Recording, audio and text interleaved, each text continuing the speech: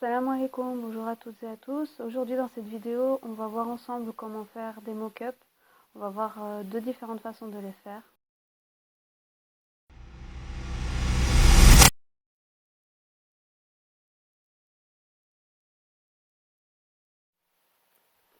Le premier outil que je te propose, c'est un site internet qui est gratuit qui s'appelle Magic Mockup. Alors c'est un site très simple d'utilisation. Tu dois choisir simplement ton design ici sur le côté. Tu cliques dessus, ensuite il va apparaître ici.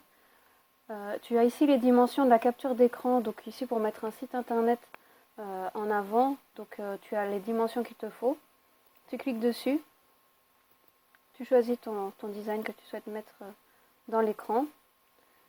Tu vois ici que ça va charger. Donc ici on peut aussi mettre sur la tablette, sur l'iPad qui est là, on peut mettre ici aussi un visuel. Moi je vais juste faire ici l'écran comme ça, pour le reste c'est assez simple. Donc voilà, ça a chargé. Si je pense que ça ne va pas, je peux toujours supprimer là, recliquer dessus et recommencer.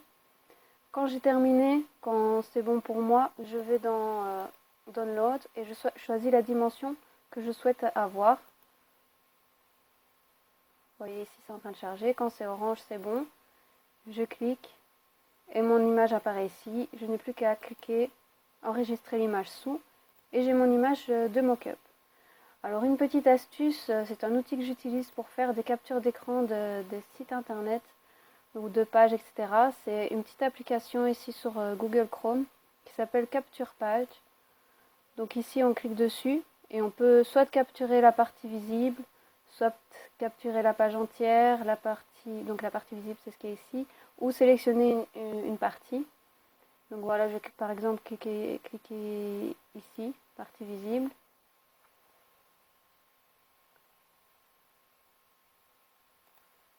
Et donc voilà, ici j'ai toute la page qui est là. Donc si vous voulez faire une capture d'écran de votre site internet, c'est un petit outil qui est très simple d'utilisation, qui est vraiment pratique. Ensuite, il suffit d'enregistrer en tant qu'image et ça y est.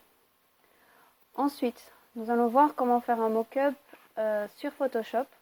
Donc ici, c'est un mock-up pour faire le visuel d'un e-book.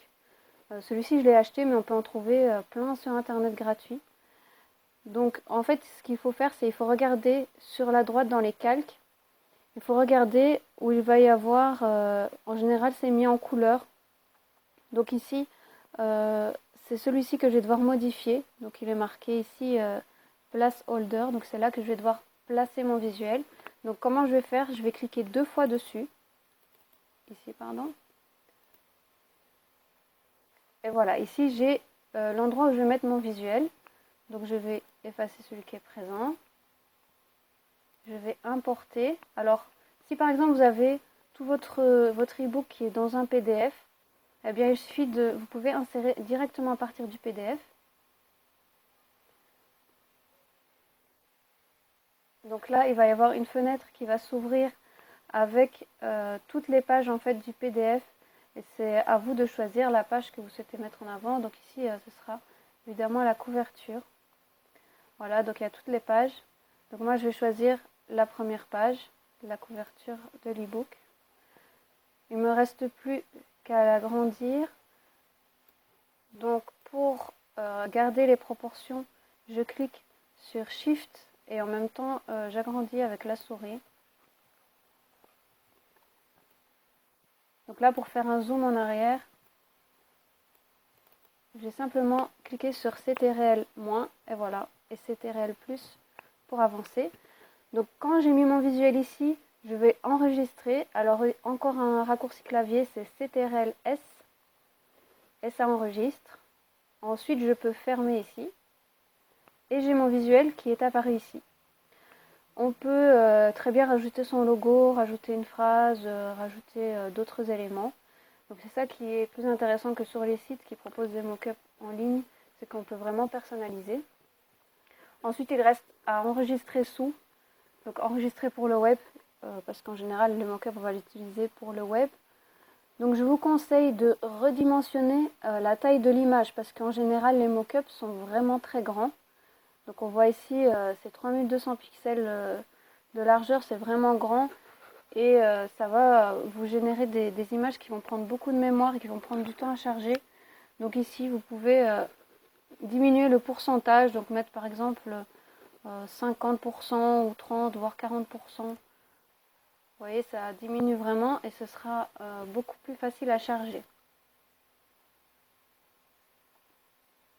Donc moi, j'ai préparé ici encore un autre mock-up. Celui-là, je l'ai trouvé gratuitement.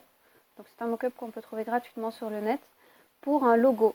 Alors ça peut être un logo, vous pouvez aussi vous amuser avec des citations par exemple pour mettre un beau visuel. Donc ici on a encore placeholder. Donc en général ce sera, si vous trouvez, si vous ne comprenez pas l'anglais, juste retenez ce mot. C'est en général ça qu'il faudra modifier. Je clique encore 2 fois ici. Alors j'ai déjà le design ici du mock-up, donc je vais l'enlever. Je vais importer mon logo.